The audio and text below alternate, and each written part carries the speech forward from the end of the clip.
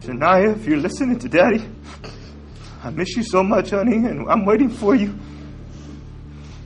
I'm not going to give up, and you don't give up either, honey. I can't give you justice. This jury has given you what we as humans, the best we as humans can do to give you justice. Justice would be if I could reverse all of this, and I can't. I did the best I could with my children. I never said I was a perfect mother, but I was a good mother. I did what I had to provide. I did what I had to make sure they was all right, because I didn't have any help. Don't give up on me and don't give up on Shaniya. She right there with you. Shaniya Nicole Davis was born on June 14, 2004, in Fayetteville, North Carolina, bringing boundless happiness to her parents, Bradley Lockhart and Antoinette Davis. From her earliest years, she was described as a cheerful, lovable little girl who always knew how to make everyone around her smile. In their modest home, Shaniya was like a little helper, always energetic and eager to lend a hand. She adored colorful dress-up games, loved Barbie dolls, but also enjoyed rushing outside, laughing as she rode her scooter around the yard. Bright pink and yellow were her favorite colors, the world she cherished the most. In preschool age, Shaniya was a student at Morganton Road Elementary School, where she began the very first steps of her learning journey, carrying the innocent excitement of a child who believed that life was a vibrant adventure. For many years, Bradley Lockhart cared for Shaniya with the devoted support of his sister, Carrie Lockhart Davis. Their home was not wealthy, but it was filled with love and attention for the little girl. By 2009, Bradley believed it was time for Shaniya to be with her mother, as he thought Antoinette Davis had overcome financial struggles and was ready to be a mom again. He recalled, "She asked if she could be a mother, and I felt sincerity in those words. I thought I should give her a chance." However, not everyone in the family agreed. Carrie, who had been close to Shaniya and helped raise her since infancy, never truly trusted Antoinette. In Carrie's eyes, Antoinette had once neglected her role as a mother, and that doubt made her deeply anxious when the little girl left the safety of their family's care to live with her biological mother.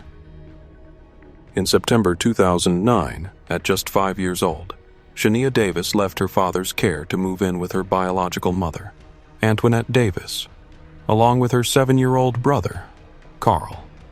The small family lived in a mobile home at the Sleepy Hollow Park, an area known for its rows of makeshift houses and cramped living conditions. The home was rented under the name of Brenda Davis, Antoinette's sister. Inside, the already limited space was divided into two. Brenda, her boyfriend, Jeroy Smith, and their children stayed in the back, while Antoinette and her 2 kids lived in the front. Life was never easy, and it became even more complicated with the presence of Mario Andretti McNeil, known by the nickname Mono. Mono had previously been in a relationship with Brenda and frequently visited the home, making him a familiar face to Shaniya and other family members. But that familiarity would later become a dark piece of the tragedy. It was Mario Andretti McNeil, also called Mono, who gave Brenda money for the deposit to rent the mobile home in Sleepy Hollow Park. During the time they were still involved, Mono often showed up at the place, making his presence well known to both Antoinette and the 2 children. More disturbingly, Mono knew how to get inside the home even when the door was locked, a detail that would later send chills down many spines. By the time the tragedy unfolded, Mono was no longer with Brenda. He was living with another woman, April Autry, the mother of his 18-month-old daughter. They rented a house on Washington Drive in Fayetteville, just about a 7-minute drive south of Sleepy Hollow Park. That was close enough for him to appear at Shaniya's home at any time. Although he was living with April Autry and their young daughter, Mono continued to pursue affairs. On the night of November 9th, 2009, stretching into the early morning hours, he threw himself a bachelor party, using substances and drinking alcohol, and in that state of excitement, he began texting every woman in his contacts. First, Mono tried to reach Brenda Davis, but her phone was off. Undeterred, he quickly turned to another woman from the same Sleepy Hollow area, Tysa McLean, who agreed to exchange texts and invited him over. At around 2:52 a.m., Mono showed up at her door, but Tysa had fallen asleep and never came to let him in. What seemed like a trivial detail would later become an important link in retracing Shaniya's final hours. At 3:06 a.m., Mono sent Tysa a goodnight message, and just 1 minute later, he once again tried to contact Brenda Davis. Meanwhile, the mobile home at Sleepy Hollow remained quiet. At about 5:30 a.m., Brenda suddenly woke up, thinking she had heard the door open. She whispered to her boyfriend, Jeroy Smith, but neither of them got up to check. Believing it was just a half-asleep illusion, they went back to sleep. Only half an hour later, that sleep was broken. Antoinette Davis suddenly entered the room in shock, frantically asking if anyone had seen Shaniya. The answer was no. Panicked, Antoinette rushed outside, knocking on doors throughout the park in search of her daughter. That moment marked the beginning of a tragedy no one in the family could have foreseen. While Antoinette was still running around the park, knocking on doors in search of her daughter, Carl told Brenda and Jeroy that Mono had shown up at the house the night before. When Jeroy asked again to be sure, the boy confirmed. Yes. From that clue, Brenda texted and called Mono but got no response. Jeroy then tried calling April Autry, the woman living with Mono, and she said he had not been with her that night. A few minutes later, Antoinette returned, exhausted and anxious, saying she had knocked on almost every door in Sleepy Hollow but no one had seen Shaniya. The atmosphere inside the mobile home grew heavy. The scattered accounts began to form a frightening suspicion. Mono might have come there while everyone was asleep. As the worry deepened, Brenda urged Antoinette to call the police immediately. But instead of doing so, Antoinette hesitated, stalling as if she wanted to handle it on her own. Unable to stay calm, Brenda and Jeroy stepped outside to check around the porch. On the steps and along the railing, they found smeared waste, something that had not been there the night before. Even stranger, on the surface were yellowish streaks resembling scribbled writing, creating an image that was both puzzling and chilling. This unusual detail would later become one of the first clues hinting at the eerie nature of the disappearance the family was about to face. Shortly after 6 o'clock a.m. that morning, Mono's movements were clearly captured on surveillance cameras. He drove to the Comfort Suites Hotel in Sanford, nearly an hour north of Fayetteville. Walking into the lobby alone, Mono presented valid identification and quickly checked into room 201 under his real name. The hotel's security cameras, recording continuously, preserved the entire moment. While speaking with front desk clerk Jacqueline Lee, Mono appeared surprisingly confident and calm. He explained that he was traveling with his young daughter to take her to Virginia to see her mother. The explanation seemed reasonable, but later this detail would become a crucial link, exposing part of the heartbreaking truth about Shaniya Davis's fate. The hotel's surveillance footage revealed a chilling image. After completing check-in at around 7:16 a.m., Mono walked to the back parking lot, sat in his car for a few minutes, then returned carrying a small girl in his arms, her remains almost entirely covered by a green blanket. His movements appeared hurried, yet his eyes deliberately avoided the camera, as if trying to conceal something. At the front desk, Jacqueline Lee observed the scene on the monitor. She not only remembered his figure but also noticed the distinctive texture of the little girl's hair, a detail that seemed minor but imprinted deeply in her memory.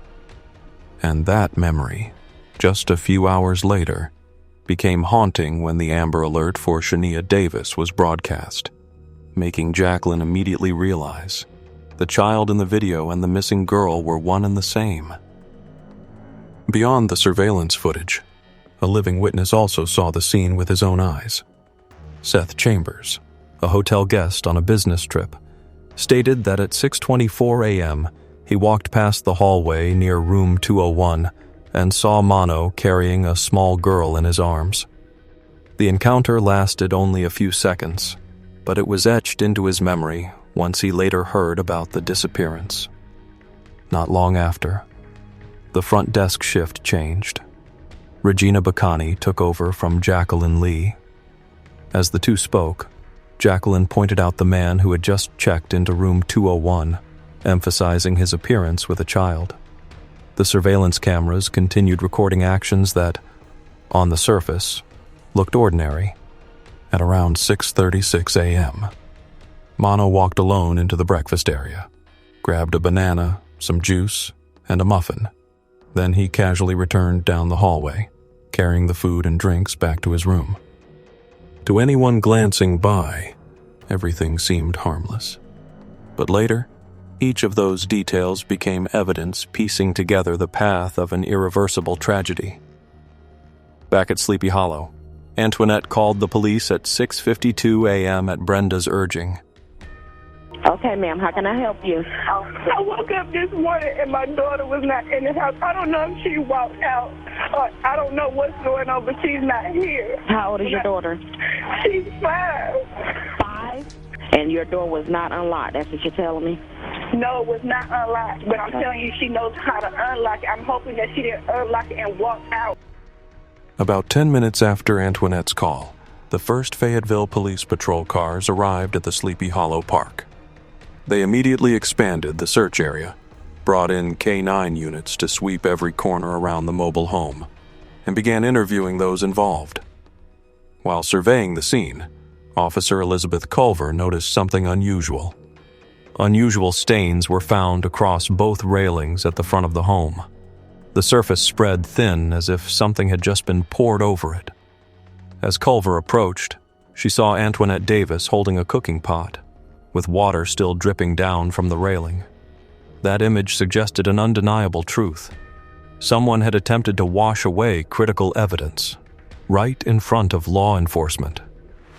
And it was the first signal that led investigators to begin suspecting the mother in this case.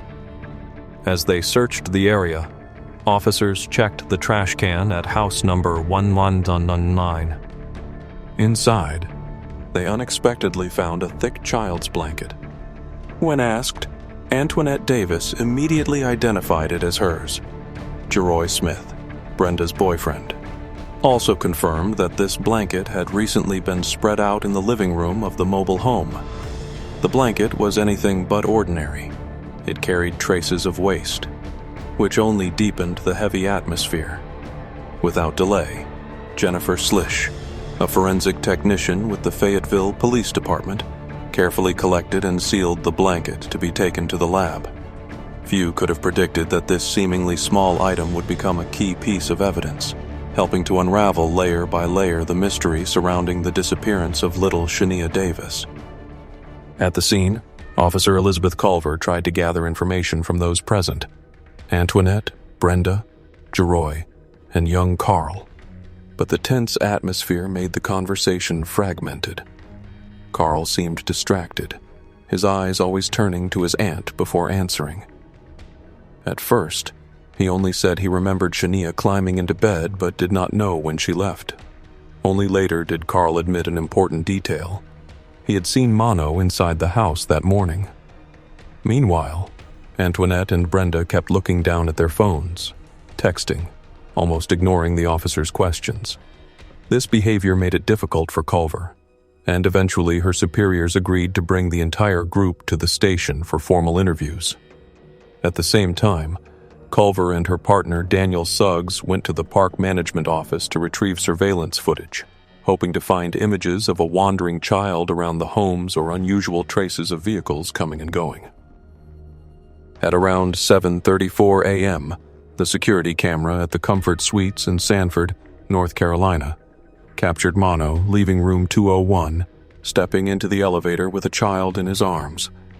Just a minute later, another camera showed him exiting through the hotel's side door, walking along the sidewalk, still holding the small girl wrapped tightly in a blanket. At that moment, Matthew Argyle, a maintenance worker, appeared in the frame. He was cleaning up cigarette butts and trash around the area.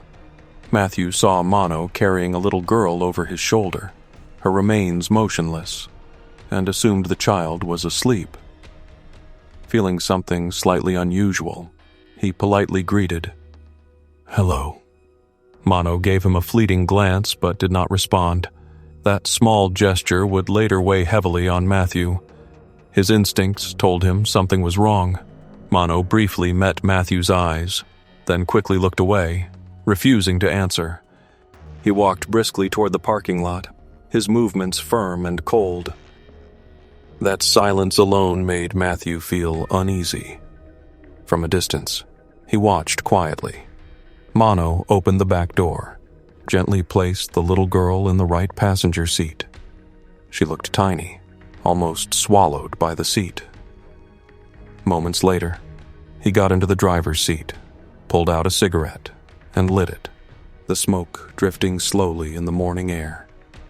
Matthew pretended to continue his chores, picking up trash, gathering cigarette butts, but his eyes followed every move. His instincts told him that what he was witnessing was not normal, that a heavy secret was hidden behind that quiet facade.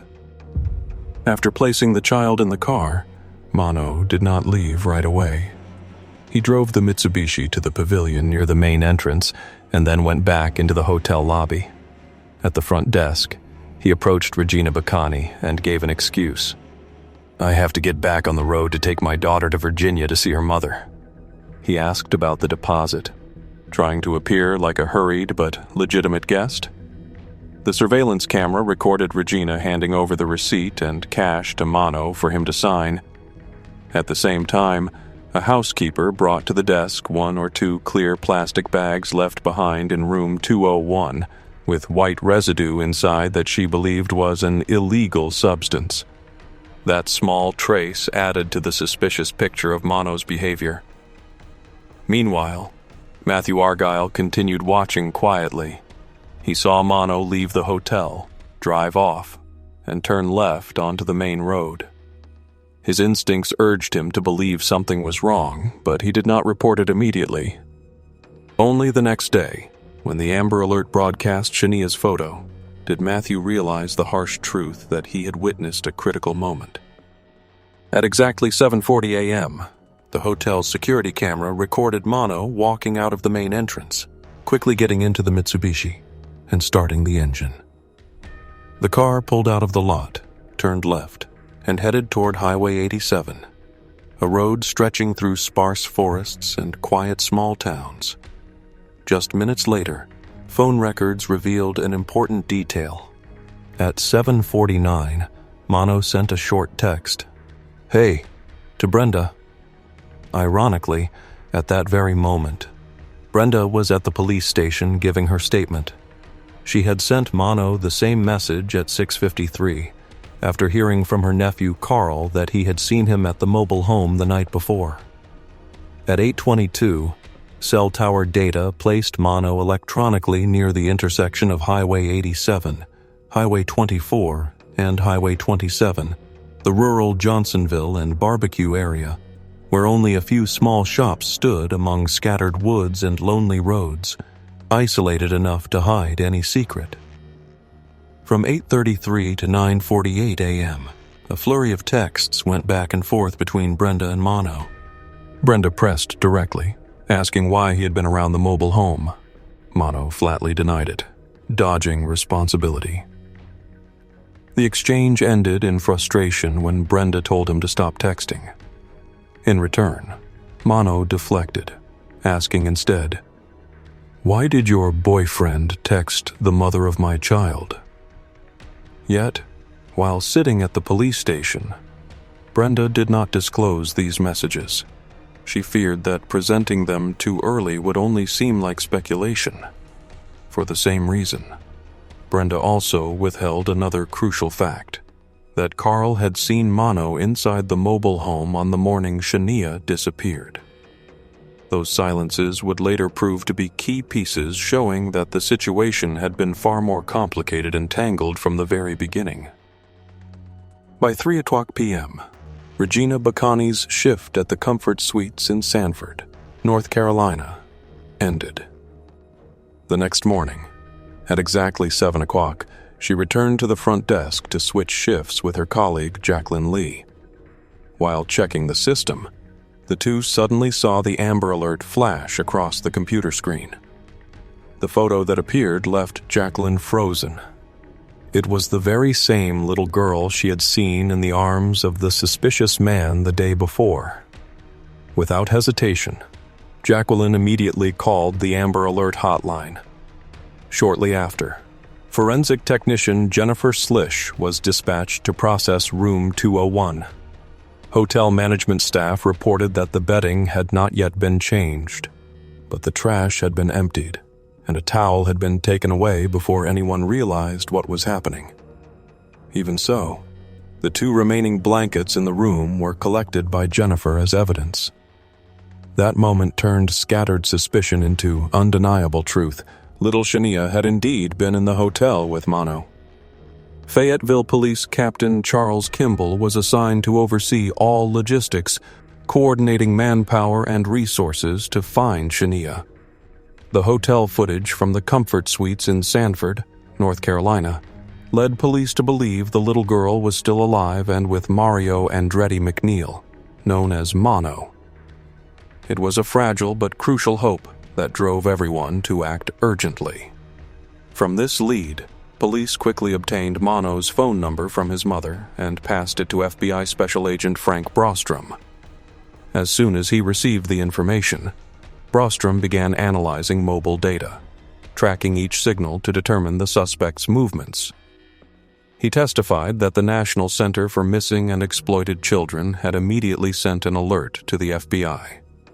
By procedure, whenever a missing child report is filed, federal agents immediately reach out and coordinate with local police to accelerate the search. Brostrom contacted Sergeant Chris Corsion of the Fayetteville Police Department, and within hours he was invited to assist at the scene. On the afternoon of November 10th, Brostrom arrived at the Sleepy Hollow Mobile Home Park, officially marking the FBI's involvement in the race against time to save Shaniya. Mano's phone data was quickly handed over to Special Agent Michael Sutton, a member of the FBI's cellular signal analysis team. Within just a few hours, Sutton sifted through extensive technical information and mapped out preliminary routes of the suspect's movements. The signal points on the electronic screen led to a suspicious area, along Highway 87, intersecting with Highway 27. Following the FBI's recommendation, Fayetteville police immediately launched a search for Shaniya along the stretch from Spring Lake to Sanford. The search was no longer a solitary effort. Dozens of law enforcement units and local volunteers joined in, creating a large-scale operation. Residents brought canines, flashlights, and the shared hope that the 5-year-old girl was still out there waiting to be found. As the search expanded, police also recorded another crucial detail. Brenda Davis and her boyfriend, Jeroy Smith, finally admitted that Carl, the 7-year-old boy, had seen Mano at the mobile home on the very night Shaniya disappeared. This statement fit into the broader picture like a missing puzzle piece, reinforcing the belief that Mano was the last person to be with Shaniya. During those tense days, Brenda saw Mano trying to approach Antoinette at their aunt's house, but instead of engaging, Antoinette coldly brushed him off. "I have nothing to say to you. I just want to know where my little girl is." The answer sent chills through Brenda. Mano simply replied, "All right," then jumped into his car and sped away. That moment planted a new suspicion in Brenda's mind. Was Antoinette hiding something? Conflict erupted. The two sisters argued fiercely, and from then on they nearly cut off contact. By the evening of November 12th, Brenda decided to break the silence. She met with detectives once again, this time not only talking about her text exchanges with Mono, but also handing over her phone so they could capture the full content. This became a critical turning point, giving police more evidence to strengthen the theory that Mono was the central link in Shaniya's mysterious disappearance. On November 12th, police finally tracked down Mono. He did not resist when asked to come to the station and agreed to sit down for a conversation. At the same time, investigators located the familiar Mitsubishi Galant, discreetly backed into a spot at the Mount Sinai apartment complex, far from where he was living on Washington Drive. When they opened the trunk, police quickly noted unusual signs. They immediately towed the vehicle to headquarters for forensic processing.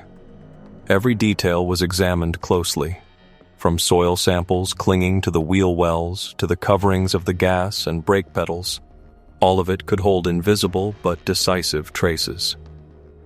That night, at about 9:30, Mono walked into the interview room. Even though 2 days had passed since Shaniya vanished, officers still held on to the hope that the 5-year-old girl was alive somewhere, and that Mono's words could open the final door to bringing her home safely. During the first interrogation, police used a soft approach. Mono was not handcuffed, nor was he told he was under arrest. They even emphasized that the interview room door was not locked and that he could leave at any time. On the table, Mono's phone was within reach, and he kept using it to send text messages during breaks. The strategy was meant to lower his guard, but his answers only raised more suspicion. He admitted being in the Sleepy Hollow area just after midnight on November 10th, driving his black Mitsubishi around the mobile home park. However, he firmly denied entering Brenda's house, denied seeing Shaniya, and even claimed he did not know who the little girl was. He went further, insisting there was no child in his car and that he had never left the city limits, let alone gone to a hotel in Sanford. To police, these denials made one thing clearer. Mono was hiding the truth, and that truth was directly tied to Shaniya's mysterious disappearance.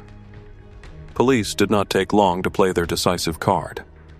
In front of Mono was a still image pulled from the hotel's surveillance camera. At first, he coldly shook his head, insisting it was not him. But when investigators laid more information on the table, the room registration under the name Mario Andretti McNeil, along with matching identification and home address, the defensive wall began to crack.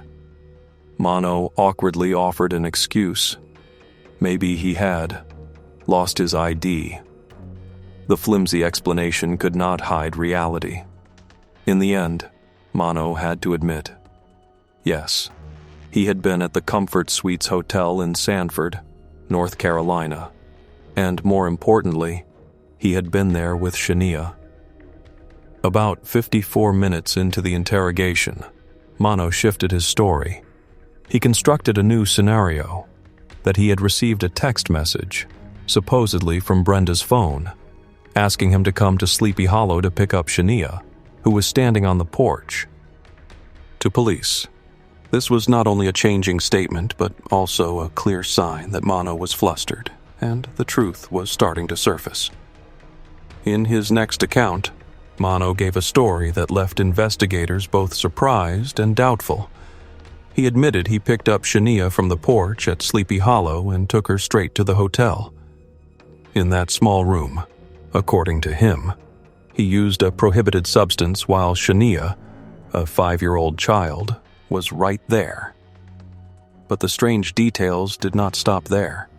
Mono went on to say that while at the hotel, he received a call or a message from some unidentified individuals. These mysterious figures, according to Mono, instructed him to take Shaniya to a dry cleaner at the corner of Country Club Drive and Ramsey Street. and he claimed he followed their instructions, handing the little girl over to them, people driving a gray Nissan Maxima. According to court testimony, Special Agent Frank Brostrom stated that the atmosphere in the interrogation room suddenly shifted when Mono let slip an unbelievable remark. He said he was waiting for a call to come and hurt someone, the little girl. Investigators immediately pressed him on this detail, trying to get more, but Mono shut his mouth tight, refusing to say another word. Meanwhile, the phone data revealed a completely different truth. The text messages between Mono and Brenda only revolved around personal arguments, with no sign of anyone instructing him to pick up Shaniya from the porch, as he had claimed. More importantly, there were no calls or messages from any mysterious strangers that Mono had used as an excuse. All the technical evidence pointed to one thing. Mono had fabricated the story of unknown individuals to deflect suspicion. But the data exposed the lie. By the end of the interrogation, police formally arrested Mono for the kidnapping of Shaniya. But the chilling revelation came when they reviewed the interrogation room footage. During breaks, when no one was watching, Mono displayed bizarre behavior. The camera captured him quietly making the sign of the cross, as if asking for forgiveness. Then, in a sudden and concerning act, Mono appeared to attempt something dangerous involving an electrical outlet. His actions reflected a disturbed and desperate state of mind as the investigation closed in on him. These actions not only revealed the suspect's disturbed and desperate state of mind, but also reflected the immense pressure of an investigation where every piece of evidence was closing in, leaving Mono with no escape. While every lead pointed to Mono, police began to notice something else unusual. Antoinette Davis's story did not align with the timeline of events.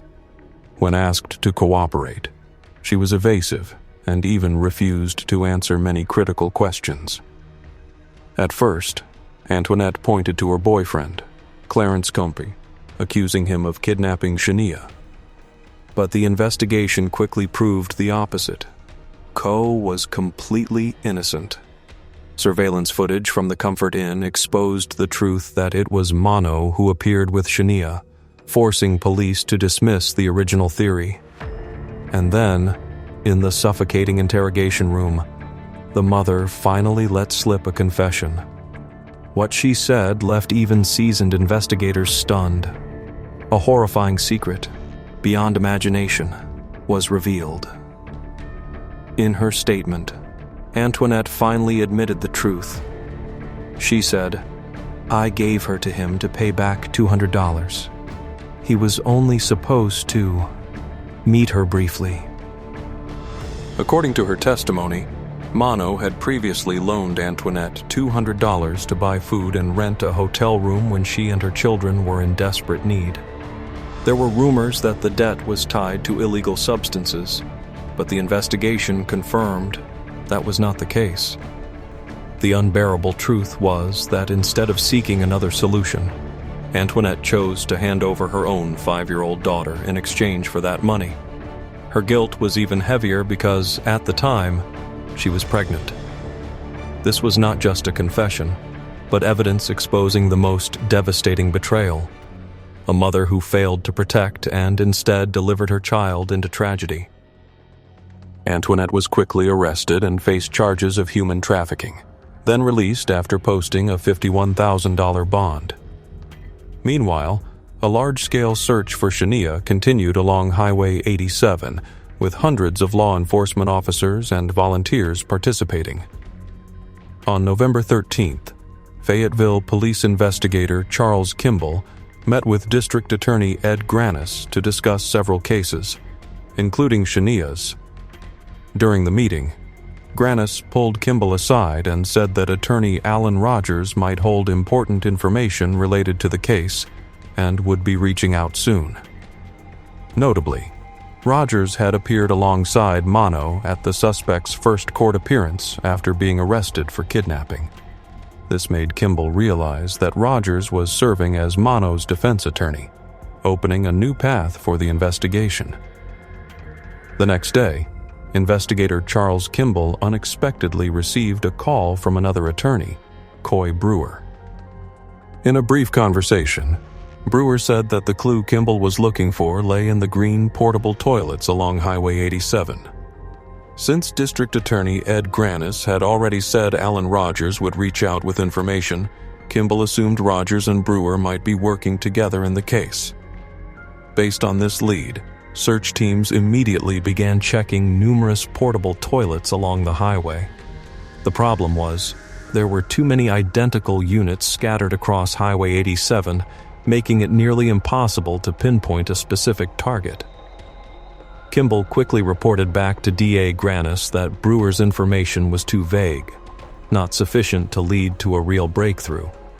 He advised Granis that the only way forward was to speak directly with Alan Rogers to clarify the source of the tip. On November 15th, investigator Charles Kimball called attorney Alan Rogers, saying that the information he had received from Coy Brewer was still vague and not specific enough to guide the search. Rogers replied that he was out of town on business and would speak with his client once he returned to Fayetteville. Later, Rogers called back, suggesting police search in the area where people usually take down deer along Highway 87 between Spring Lake and Sanford. In a following call, Rogers said, "Let me talk to my guy." Shortly after, he returned to the line, stating they needed to check the area where hunters believed they had taken down a deer after shooting it. For Kimball, the directions were roundabout, but they were beginning to take shape as a real lead. Kimball called Alan Rogers once more, hoping for more detail to narrow the search. But the answer he received was brief. "That's all my guy remembers." Spouso, later in court, Rogers would argue that he never used the phrase "my guy" to refer to Mono. That day, the search for Shaniya brought no results. But the next morning, the effort resumed on a larger scale. A company in Sanford that trained canines for officers from the Virgin Islands volunteered to help. At around 1 o'clock p.m., while sweeping the area along Highway 87 near the Walker Road intersection, one officer and his trained dog made a discovery that left everyone silent. Shaniya's remains was found partially beneath a log, in an area littered with deer remains left from hunting trips. When she was found, Shaniya was wearing only an oversized black sweatshirt and underwear. That image became a haunting memory for the entire rescue force and the community. By November 19, 2009, Mono was formally charged with first-degree murder, marking a legal turning point in this shocking case. Found her? Right here. All right, I'll call him. Call command, tell him. Lock up the area.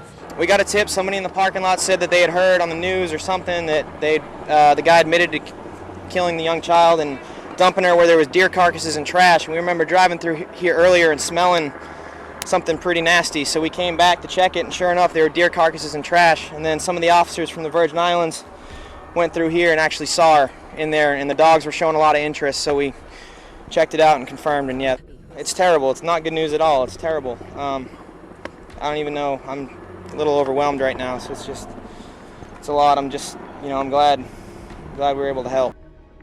In 2010, it was reported that on Mono's phone, Fayetteville detective Jason Sondergaard had discovered several sensitive images involving a young girl. He later consulted a pediatric forensic specialist to determine the age in the photos, but the doctor could only confirm that they were images of a black girl, without certainty whether it was Shaniya. On July 5, 2011, a Cumberland County grand jury formally indicted Mono on multiple charges: first-degree murder, first-degree kidnapping, along with offenses related to abuse of Shaniya, opening the harshest legal phase of the case. Before trial, Mono filed numerous motions to alter the course of proceedings. Among them was a request to block the state from seeking the capital punishment under the North Carolina Racial Justice Act, and a motion to exclude all statements he had made during police interviews. Mano also claimed that in exchange for information about Shaniya's remains location, the state had once agreed not to pursue the capital punishment.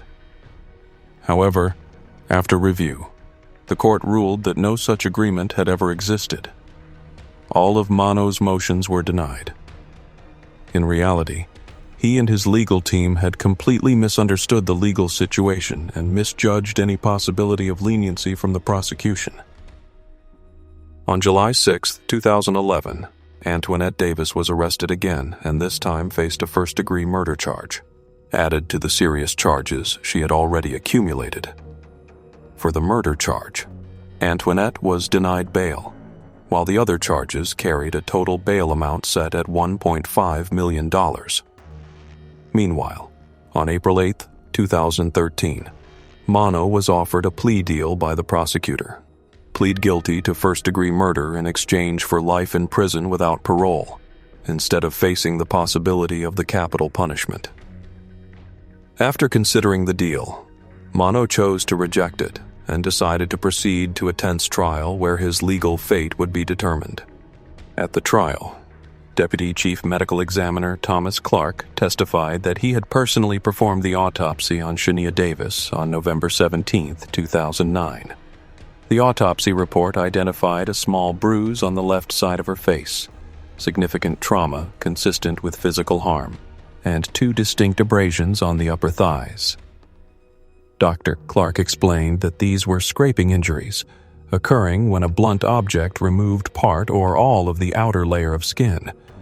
The 2 linear abrasions on the inner thighs were consistent with pressure marks from the elastic of the underwear Shaniya was wearing when she was found. He also noted injuries consistent with abuse, as well as several hairs collected during the external examination. Notably, Shaniya's lungs showed signs of inflammation and respiratory distress. From this evidence, Dr. Clark concluded that the most likely cause of death was external respiratory failure due to external obstruction. The forensic evidence presented at trial created an unbreakable chain of connections. Swabs taken from Shaniya's remains, her clothing, the blanket found in the trash, and the bedding from the Comfort Inn and suites all contained traces of biological evidence. DNA analysis made it unmistakably clear. These samples directly linked Mano and Shaniya. Beyond that, soil samples collected from the roadside near where the remains was discovered, from the scene itself, and from the gas pedal of Mano's Mitsubishi Galant, all revealed the same distinctive garnet mineral compound. This rare geological trace powerfully reinforced the connection between the suspect and the crime scene. In addition, cell phone location records placed Mano precisely in the area where Shaniya was found, making the entire remains of evidence complete and overwhelming before the jury. On May 23, 2013, a Cumberland County jury formally found Mario Mano Andrette McNeil guilty of first-degree murder, based on its cruel, premeditated, and deliberate nature. The jury also found Mano guilty on all other charges, except for the specific count related to offense involving child harm by an adult. Following the verdict, the court swiftly moved into the sentencing phase for the capital punishment. In that heartbreaking moment, Shaniya's biological father and her half-sister appeared in court to testify as impact witnesses. Their tearful accounts illustrated the unbearable pain the family endured, turning the trial into a haunting memory for everyone present. Shaniya's father, Bradley Lockhart, testified that he had met Antoinette Davis at a party and that their relationship was only brief. Bradley only learned that Antoinette was pregnant not long before Shaniya was born. For nearly the first 2 years of her life, Shaniya lived with her mother and maternal family, but Bradley remained present, always keeping in touch and bringing his daughter home every weekend. By late 2006 or early 2007, Bradley purchased a fairly large house in Fayetteville. From then on, Shaniya moved in with her father and his 4 other children, creating a crowded but warm household. Even so, Shaniya maintained a close bond with her mother. Her father recalled with emotion that she loved to play dress-up, walking around the house in little plastic heels, but at the same time showed a tomboy side. She liked playing basketball with her brother and riding her small scooter around the yard.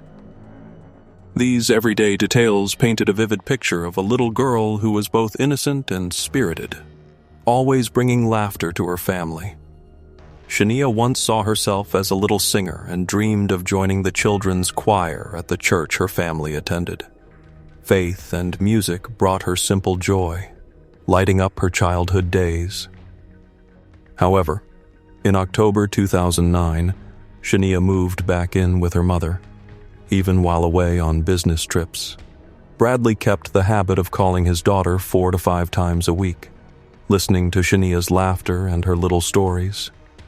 In his tearful testimony, Bradley admitted that his daughter's death was the most devastating challenge he had ever faced. The pain haunted him every day, leaving him sleepless even after 3.5 years. The built-up stress caused both of his lungs to collapse, made it difficult for him to concentrate at work, and he constantly tormented himself, wondering if there was anything he could have done to prevent the tragedy. The grief of a father losing his child had become a wound that would never heal. Shaniya's 21-year-old half-sister, Cheyenne Lockhart, tearfully described the little girl as her mini-me, always following her everywhere she went. She shared that Shaniya was lively, energetic, loved telling jokes, and had a caring heart, always saying she loved her family.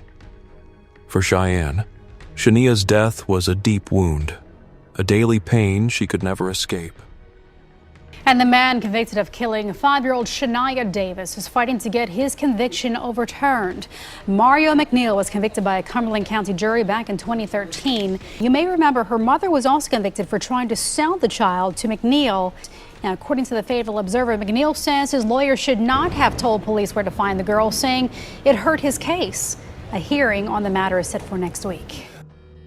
On May 29, 2013, the jury delivered a binding recommendation that Mario Mono McNeil receive the highest sentence, while also imposing 2 consecutive sentences of 705 to 886 months each for the remaining charges. Immediately after the verdict, Mono filed an appeal, but that sentence had already become a crucial milestone of justice for Shaniya's family. On October 18, 2013, Antoinette Davis entered an offered plea to multiple charges: human trafficking, first-degree kidnapping, and several other offenses related to the abuse of her own daughter. Under the agreement, she was sentenced to 210 to 261 months in prison and will be eligible for parole in 2027. An offered plea allows a defendant to formally plead guilty while still maintaining innocence, based on the acknowledgement that sufficient evidence exists for a jury to convict. In court, Antoinette tearfully apologized to Bradley Lockhart, Shaniya's father. It was a painful moment, as a man who had lost his daughter came face to face with the person who once had the chance to protect her but betrayed the sacred role of a mother. She said, "I want to say that I did my best with my children. I never said I was a perfect mother, but I was a good mother. I did what I had to do to provide for them. I did what I had to do to make sure they were okay. I did not get help from anyone." Supreme Court Judge Jim Ammons bluntly rejected Antoinette's justifications. He stated clearly in court, "You absolutely could have saved your daughter's life, but you did not. You had the time, the opportunity, even the means to protect Shaniya. Yet you still let the tragedy happen. You are not a good mother. This is a tragedy that never needed to happen." Judge Ammons ordered Antoinette to register as an offender for 30 years and required her to undergo counseling during her prison term. In response, Bradley Lockhart, the father still grieving to the core, said that while this loss would never fade, he had long forgiven Antoinette and believed that Shaniya in heaven had as well. Looking straight at her, he said, "Maybe you can use this time in prison to look at yourself and help others by telling your story, so that no other child has to go through the same thing." Shaniya Davis's visitation was held on November 21, 2009 at Roger and Bree's funeral home. The next day, the funeral took place at Mana Church, led by Pastor Johnny C. Davis. More than 1,500 people attended in person. About 500 more watched from an adjacent building, and hundreds who could not get inside stood quietly outside to share in the loss. Shaniya's heartbreaking story touched countless hearts, including basketball star Shaquille O'Neal. Moved by the news, he offered to cover all funeral expenses, wishing to give the little girl a farewell as beautiful and deserving as her innocence. He said, "What happened to that little girl is truly tragic. I want Shaniya to have a funeral as beautiful as her innocence." Shaq shared that he had been brought to tears while watching the news and hearing her story. The farewell service began with the soft sound of a piano, its melody echoing through the sanctuary, while on the large TV screen above appeared the image of Shaniya's small pink casket. Childhood photos of the little girl, playing in the snow, excitedly showing off Christmas presents, or smiling brightly on her birthday, were displayed one after another, bringing many to tears. Especially moving was the sight of Shaniya's preschool classmates, chosen as honorary pallbearers, offering a final goodbye to the little friend they loved. After the ceremony, Shaniya was laid to rest at Fayetteville Memorial Cemetery, beneath a heart-shaped granite headstone engraved with the words, "God's angel has been called home." That image became an eternal symbol of a short but love-filled childhood. In a cruel twist of fate, Shaniya's older half-brother, Chavez Lockhart, who had also been one of her pallbearers, was found passed away after being shot on May 25, 2017. He was only 20 years old. In the end, he was laid to rest beside his little sister. A family dealing with the unthinkable for a second time, the loss of a child. It was around 9:30 Wednesday night when the Hope County Sheriff's Office was called to this trailer park off Mockingbird Road. Neighbors say they heard the gunshot. When they came outside, they saw a car off the road. The driver had been shot. That's where they pulled him out at, and then they pulled him up here, but his car went off down there. They've identified him as 20-year-old Chavez Lockhart, the half-brother of Shaniya Davis. Authorities confirming they share a father. The 5-year-old's death made national headlines back in 2009. At around 9:30 p.m. on Wednesday, the Hope County Sheriff's Office was called to a mobile home park on Mockingbird Road. Neighbors reported hearing multiple gunshots shatter the quiet night. When they rushed outside, they saw a car lose control and slide off the narrow road. The driver had been critically injured and fought to stay alive. Witnesses said he was pulled from the vehicle, but the car continued rolling down the slope. Authorities quickly transported the young victim to the hospital, but all efforts to save him failed. He was identified as 20-year-old Chavez Lockhart, the half-brother of Shaniya Davis. It was later confirmed that the two shared the same father. The tragic death of little Shaniya in 2009 had once shaken the entire nation, and now the family was forced to face another devastating blow, losing yet another child under heartbreaking circumstances. Shaniya was tragically harmed and lost her life after her mother gave her away to pay off a debt. I'm sorry about that. We came here to Fayetteville to the house where Lockhart lived. Family members, too distraught to go on camera, tell us he was a good guy with a lot of potential. Family members asking folks to keep them in their prayers as they grieve this second loss. Back in Rayford, neighbors weren't surprised. They love being in and out all the time. Authorities haven't said why Lockhart was at that trailer park, but they're asking anyone with information to give them a call. In Rayford, Amy Cutler, CBS, North Carolina. Tragedy seemed to haunt the Lockhart family across generations. Before Chavez's death, the family had already endured another devastating loss. In 1998, Chavez's mother, Vicki Sue Coleman Lockhart, just 28 years old, and her sister Chanel Coleman, 19, tragically lost her life in a home invasion that turned into a triple tragedy. The two sisters were restrained and tragically lost their lives inside the very house that had once been their safe haven.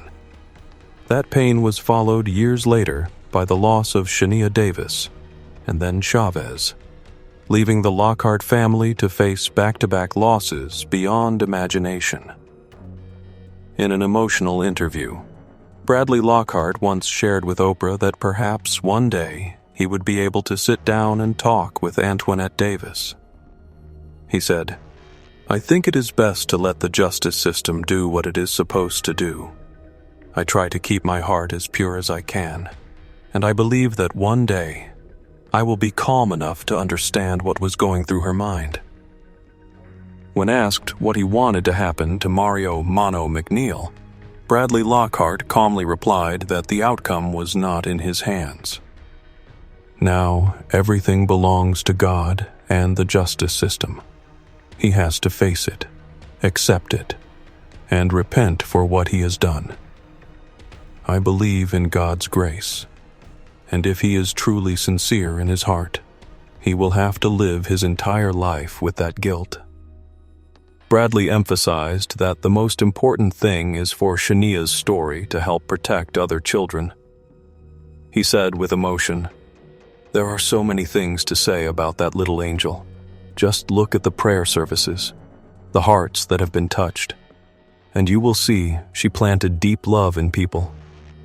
I hope that from the joy and also the pain Shaniya left behind, we can build real measures for the system to protect fragile lives instead of turning its back on them." The story of Shaniya Davis is a true crime documentary that shook the entire United States.